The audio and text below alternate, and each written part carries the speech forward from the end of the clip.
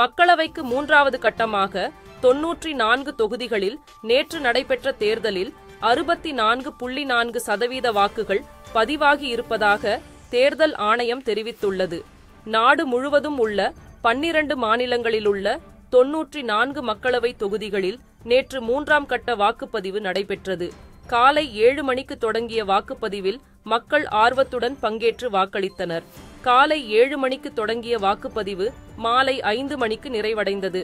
ஆனால் ஒரு சில வாக்குச்சாவடிகளில் வாக்குப்பதிவு இரவு வரை நீடித்தது. நேற்று மாலை 5 மணி நிலவரப்படி 94 மக்களவை தொகுதிகளிலும் 60.19% வாக்குகள் பதிவாகி இருந்தன. இந்த நிலையில் 94 மக்களவை தொகுதிகளுக்கான மூன்றாம் கட்ட வாக்குப்பதிவில் ஒட்டுமொத்தமாக 64.4% வாக்குகள் பதிவானதாக தேர்தல் ஆணையம் தெரிவித்துள்ளது. அதிகபட்சமாக அசாமில் 81.6%, குறைந்தபட்சமாக உத்தரப்பிரதேசத்தில் 57.3% வாக்குகள் பதிவாகியுள்ளன. இவை தவிர மகாராஷ்டிராவில் 61.4%, மேற்கு வங்கத்தில் 75.7% வாக்குகள் பதிவாகியுள்ளது.